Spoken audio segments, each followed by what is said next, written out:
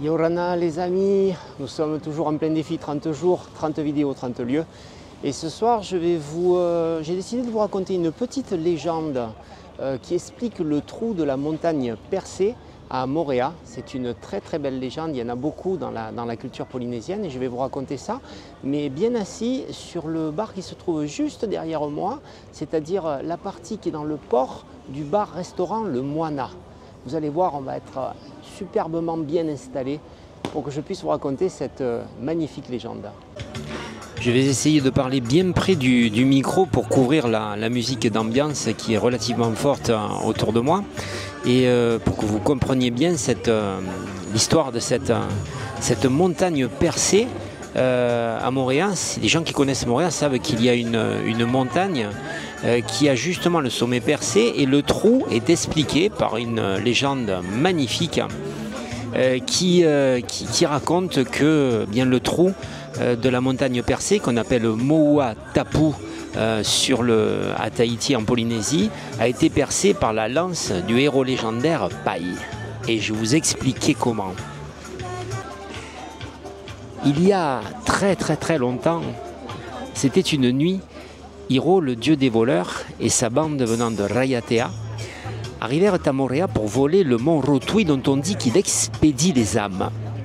Ils attachèrent de longues lianes au sommet de la montagne et commencèrent à la tirer, réussissant presque à détacher cette portion de l'île. Cependant, notre héros légendaire Pai, qui se trouvait lui à Punaoia, sur l'île de Tahiti, fut réveillé par ses parents adoptifs qui avaient vu cette scène en rêve. Ils lui dirent de prendre sa lance Ru Fau Tamu et de la jeter sur Moorea. Pai s'exécuta et après avoir gravi la colline Tataa, il lança sa lance qui traversa la mer et perça un grand trou dans le sommet de la montagne, créant ainsi le fameux Moua Puta.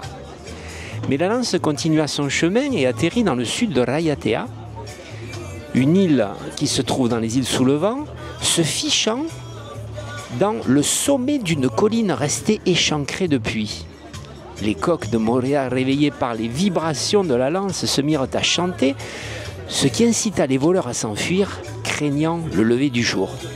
Malgré leur fuite, Hiro et sa bande réussirent à arracher une colline en forme de cœur qu'ils emportèrent à Raiatea, où elle se trouve toujours, couverte de petits arbres toa. Voilà, il y a beaucoup de légendes comme ça qui expliquent les caractéristiques de la nature, qui expliquent le nom des îles. Elles sont toutes aussi belles les unes que les autres.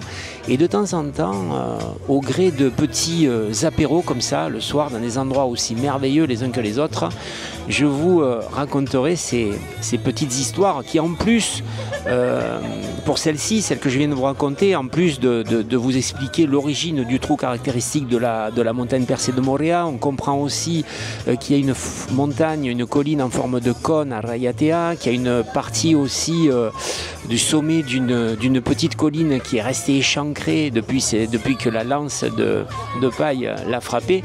Eh bien, on comprend en plus de tout ça toute l'importance des récits traditionnels dans la culture polynésienne où la nature et le surnaturel se rencontrent souvent pour expliquer ces belles merveilles de l'environnement.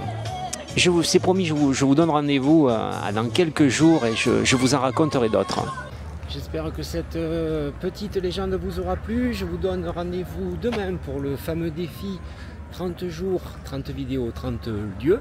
D'ici là, passez du bon temps. Et puis, si vous avez aimé cette vidéo, n'oubliez pas de liker, de vous abonner et de me dire si vous avez envie que je vous fasse un petit reportage sur un lieu que vous avez connu ou que vous souhaitez connaître de Tahiti. Nana les amis, et franchement, elle est pas belle la vie à Tahiti.